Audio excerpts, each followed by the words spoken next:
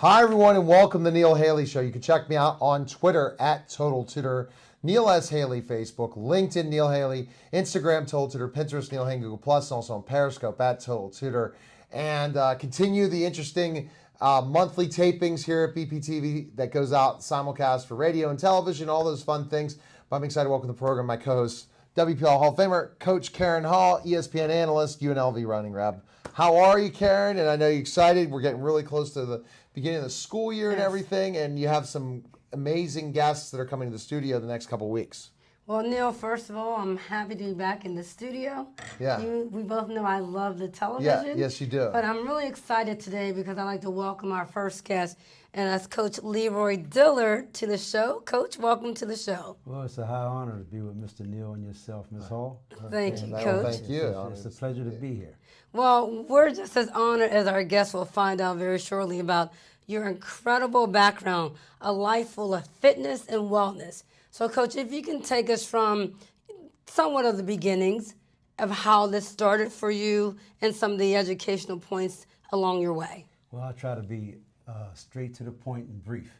Born and raised in Pittsburgh in the Hill District. Nice. And even when I was a young fella coming up, very poor, and a lot of us were, and dealing with struggling and making it through elementary, middle school, high school, dealing with the rough stuff, I said, let me try to become an athlete. Okay. Mm-hmm. Being an athlete might help me to stay active and not get myself in trouble. Yes. And dealing with that, I was pretty much able to play football and make first team and run track and throw the shot, put in discus, and try to help. I always tried to help other team members out.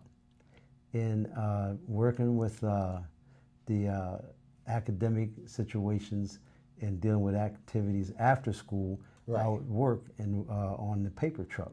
I didn't sell the papers. I would take the bundles and throw them in front of the stores late at night. Okay. That way in high school I could make a few bucks to be able to eat lunch. Sure. I had to work for my lunch. Yes. So dealing with that, I met good people that made sure I stayed out of trouble. In high school, I was honored to have good coaches. Mr. Bob Mungin, who's deceased, and also Mr. George Couples, who's deceased. Right. And they named a stadium Yes. for Mr. George Couples. Right. And they really took me under their wing, and I would always try to be the best hustler, the best ball player, and really make things happen. And I would always try to gather the team members or people that was trying to play ball under me. I would always lend them a helping hand and tell them to stay out of the streets, don't smoke, get some rest. And I always had in my mind, back in the early 60s, I would always try to eat health food. Bee pollen, sunflower seeds, eggs and potatoes, tomatoes, and I can remember all that. And dealing with situations, I would always try to make sure that my brothers and sisters would be able to understand where I was coming from, being an athlete and always on the go, always being active. And they didn't get a chance to become an athlete or finish school like young people were because we was in poverty. So I was fortunate enough to, people came from Jacksonville, Florida, Edward Waters College. Oh my. To come and recruit me to go down and play football.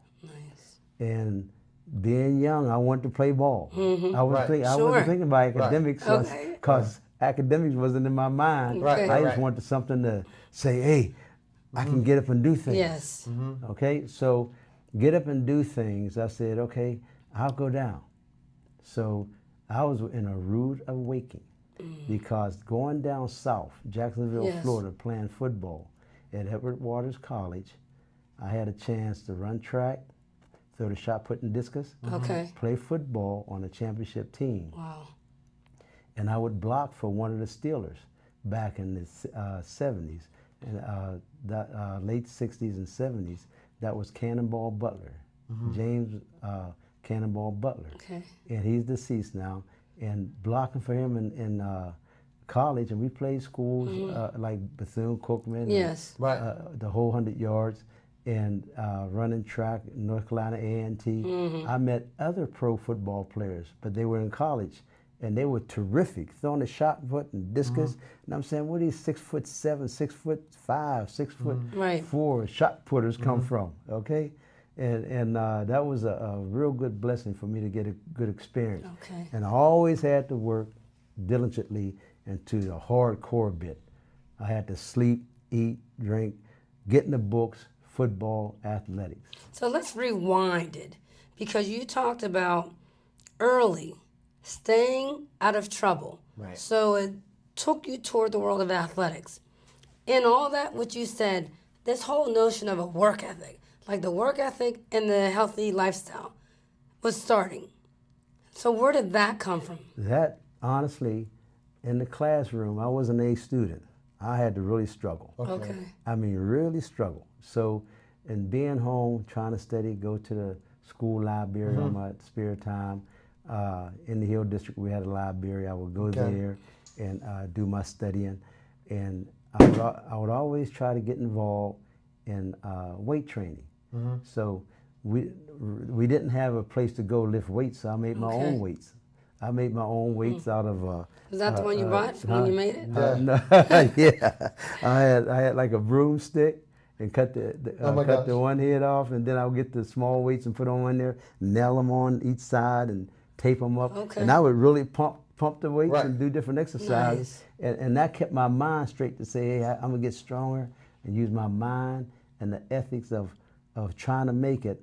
I know I had to do not 4 times better. I had to do 400 times better. Okay. To try to make it, because it was not easy for myself to stick and stay when everybody was partying. Okay. I was pumping iron. Right. Sure. So you're pumping iron and studying. Tell me the instilling of studying, especially where you went to school. Not everyone around you was going to hit those books. So how did you stay focused to hit those books during that time? Well, honestly, I didn't want to come back home. I didn't want to come back. When I went to school, I stayed for 4 years. 1 year I came home. That was my freshman year for the summer. I just stayed in school and doing summer school. And I had the ambition to say, I got to make it. Okay. I got to get me a degree. Okay. And I said, if I get a job, that means I can make money to support myself. Right. And the motivation just comes from not wanting to get in trouble, not wanting to be with the crowd.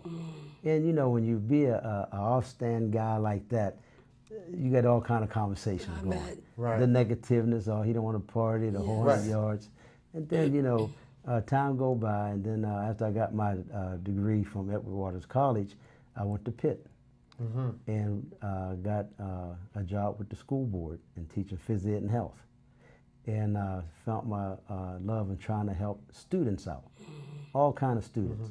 And dealing with that, I was able to work on my master's degree plus towards my doctor's, but I said I'm gonna let it go so I can coach. Okay. So I got involved with coaching.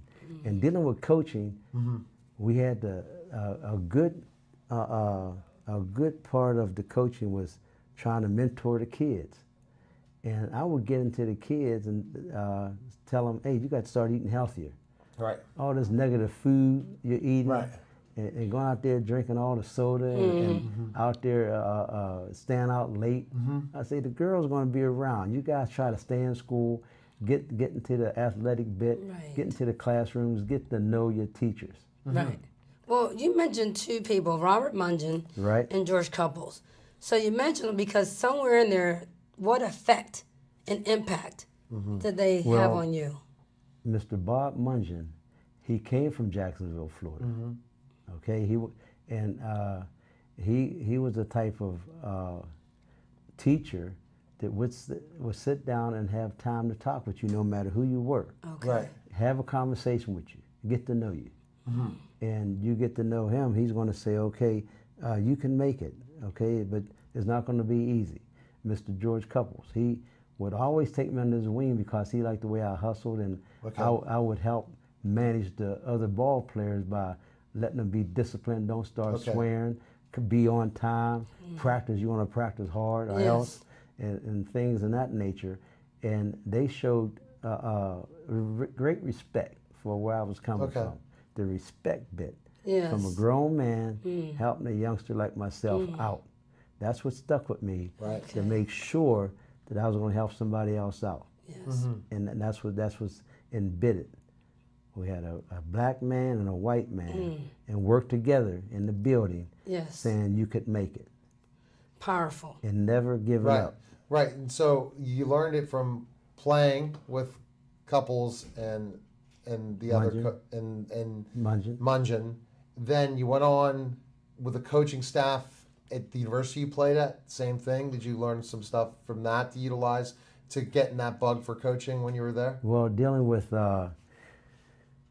down south in the black schools, the athletic programs down there, it was no joke, because the guys down there were strong, powerful, hot. It was hot weather, and they would play ball. If you was a lineman, if you was a running back, you better be on time, and if you wasn't fast, you better get fast. If you didn't know how to hit and block and tackle, you was gonna get hurt.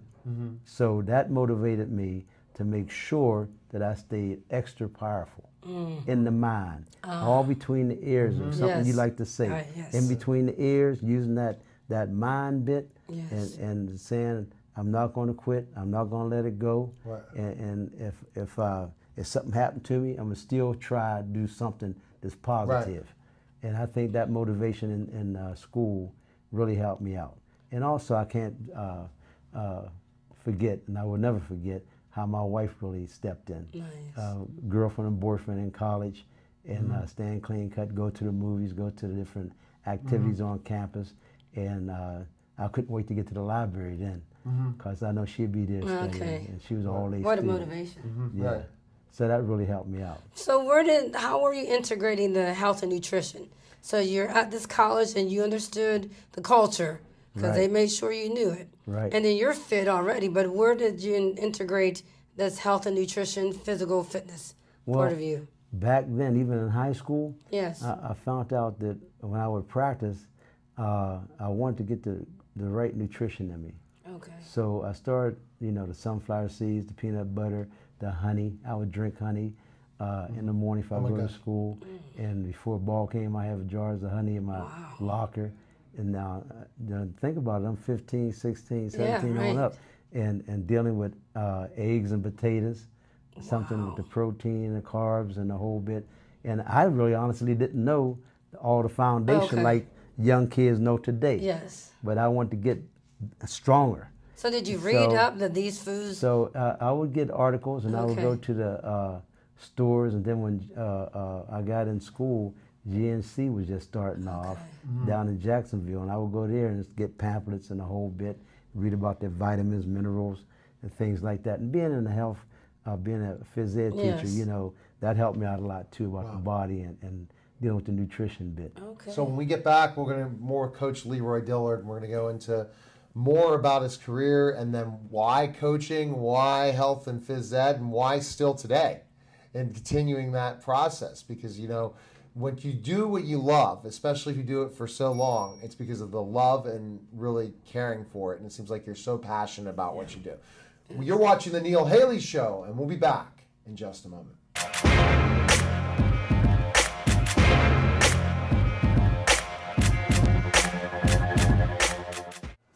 I've shown an interest in making home movies. Me and some buddies would just grab a camera and you just start making these videos, and then you realize at some point that this isn't just a hobby anymore, it's something that you actually want to pursue, and there's this great facility right down the road, BPTV. A lot of people will try to do these productions on their own, and one of the things they don't have is the equipment, but right here is everything that you need in one nice little bundle. There's lights, cameras, reflectors, dollies, all kinds of little knickknacks, like anything that you'd want to use that you would need for a production, you have it right here. Like, it's all right here. You can make your own feature movie just with the stuff from this studio.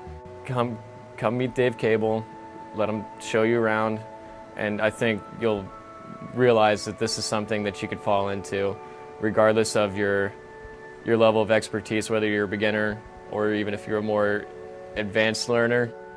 There's something here for everyone, and I feel that you just need to come through and just be a part of the experience and just watch and learn, and let Dave be your guide.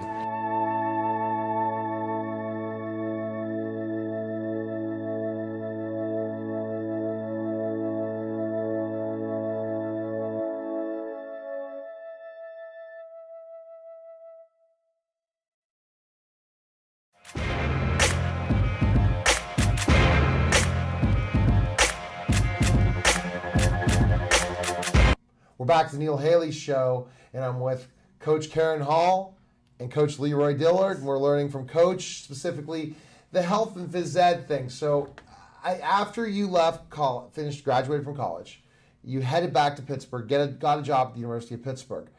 Do you feel that you already had your mission in place, that you wanted to educate people about health and phys ed and really get people healthy and all that stuff? Is it started there before coaching, right? Well, Pitt. I would say even in college, I would help the girl track team out. I would always help them out. And a lot of guys didn't have time. Everybody, for example, running track, and I was a shot and disc thrower. But you're talking about guys like Bob Hayes. Wow. We would talk, like shake hands. We knew each other very well. Right. And guys like Robbie Robinson, who's a up-to-date bodybuilder, professional. And these guys was on the relay, and these guys was like, into their game. Right. Okay?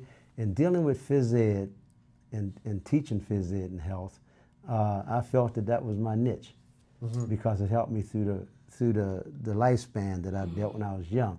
But what I think my mind caught on to was the kids, right? The young kids who was inspired by TV, sports, the Stillers, and the whole bit. And I said, okay, I'm gonna help you get there. You can make it. You can go to college. I know you can. And if you want to play pro football, now these kids like 13, 15, right. You can play pro football. I know you can. Yes. Right. And you can make it. So in dealing with that, it was motivation to me to keep my word to them that they're gonna get there. Yeah. Right.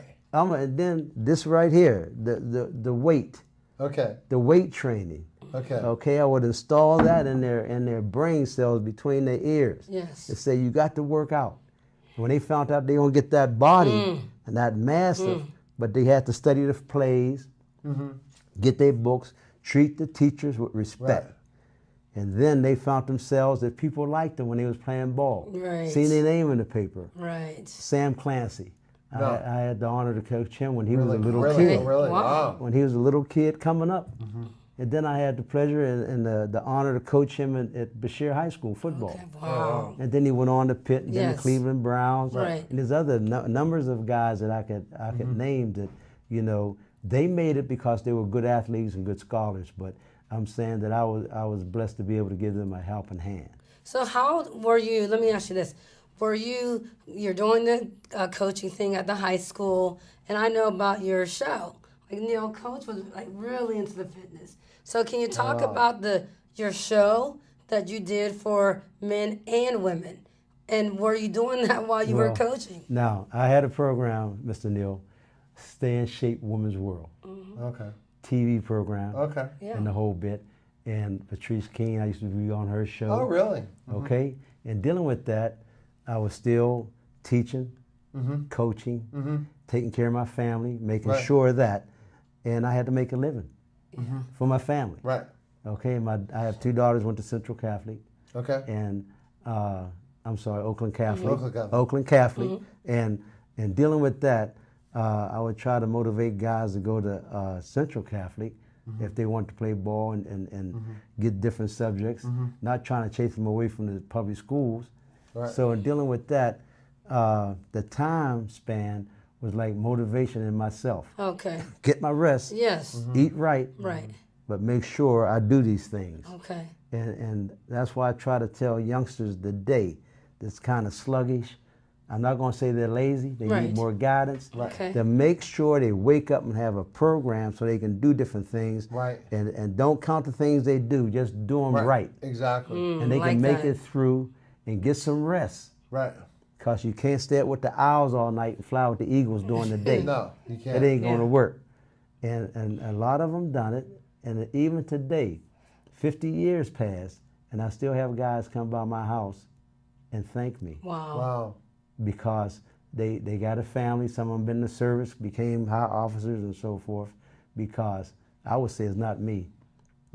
Something I shared with them. Something I shared with them is because they had to motivate themselves. Right. But all they had to do is get a little niche in there to say, I can do it.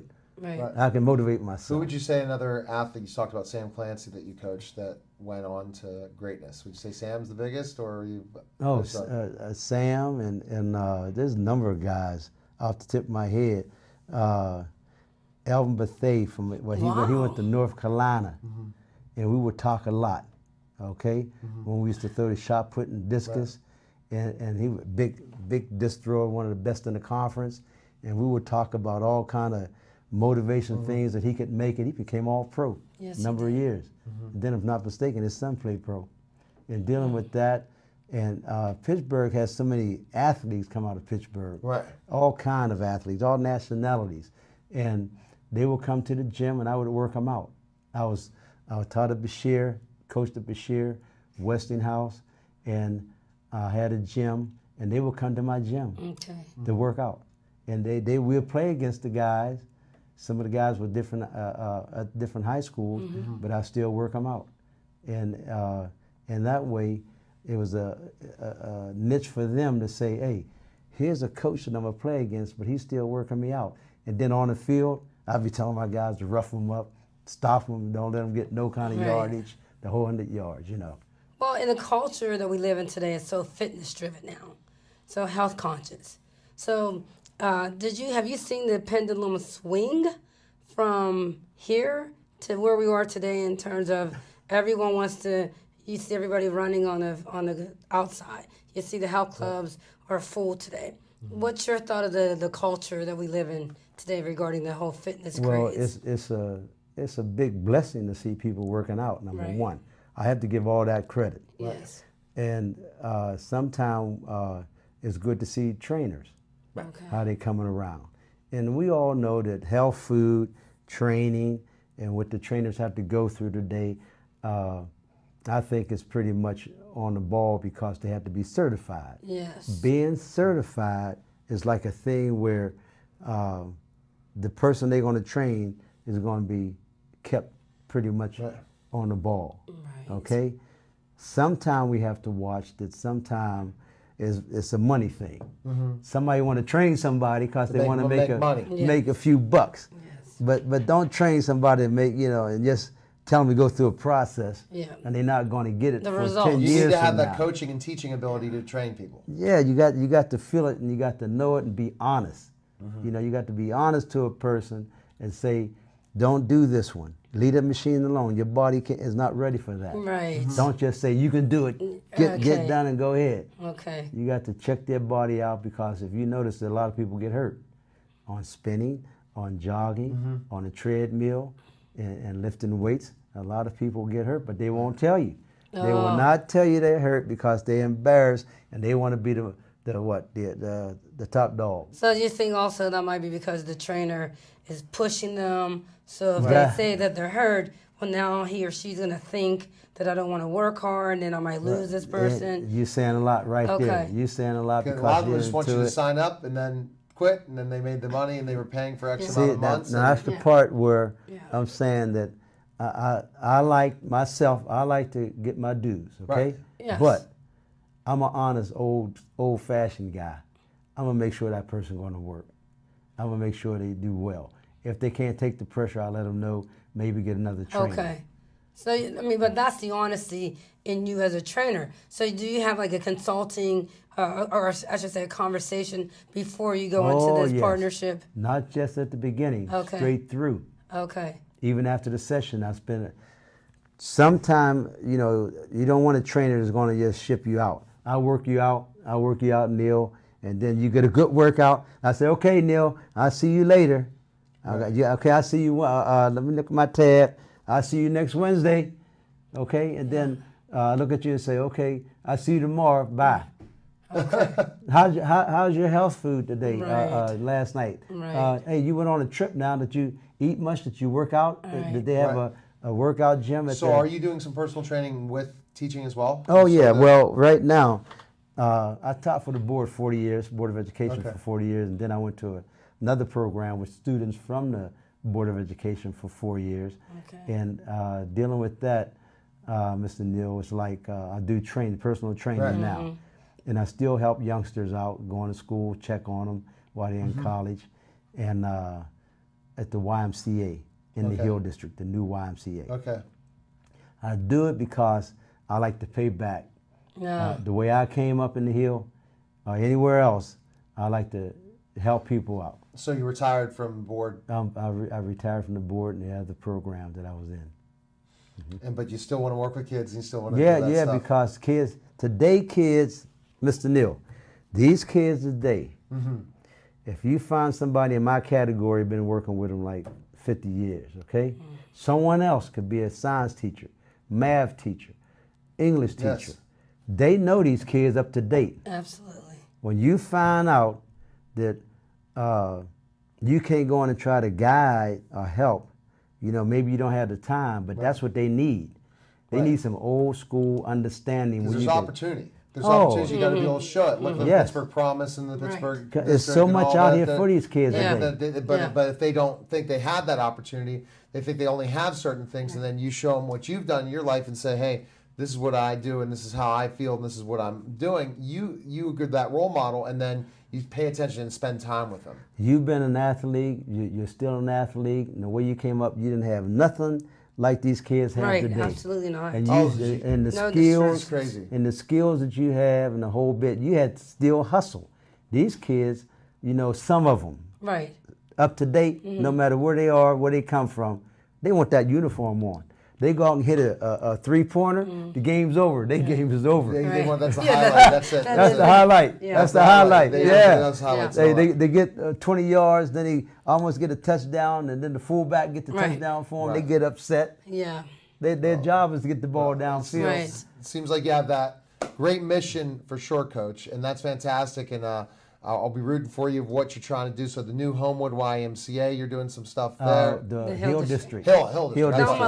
Thelma love it. Hill District's YMCA. Right.